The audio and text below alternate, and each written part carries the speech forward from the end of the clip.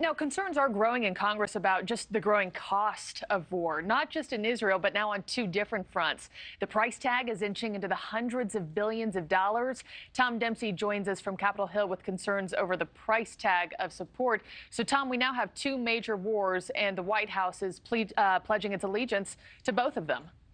Yeah, and it's not cheap providing aid for those wars, Markie. You know, literally at this minute, of course, wars are being fought in both the Middle East and Ukraine. The United States has already provided billions of dollars for Ukraine, and now President Biden will call on leaders to pass even more assistance to the tune of tens of billions of dollars for Ukraine and Israel. So this morning, NewsNation wanted to examine the impact of all this assistance, not only on our allies, but also on military readiness here at home.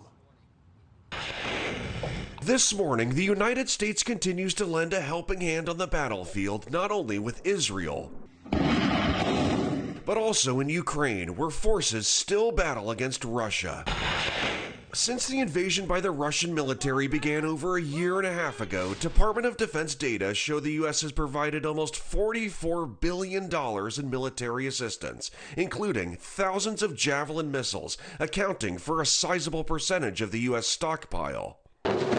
Now, with war being waged between Israel and Hamas in Gaza, the U.S. military has sent 2 aircraft carriers with thousands of sailors aboard, joined by 13 warships, over 100 fighter jets, and 2,000 specially trained Marines. The amount of support, though, brings some questions about how much the U.S. can be stretched. While USspending.gov reports the Department of Defense has $1.8 trillion available in budget resources this fiscal year, a senior advisor at the Center for Strategic and International Studies recently said, quote, "As time goes on, there will be trade-offs as certain key systems are diverted to Israel. A few systems that Ukraine needs for its counteroffensive may not be available in the numbers that Ukraine would like, especially if the war in Gaza drags on."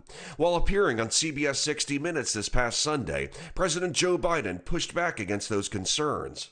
We're the United States of America, for God's sake. The most powerful nation in the history, not in the world, in the history of the world.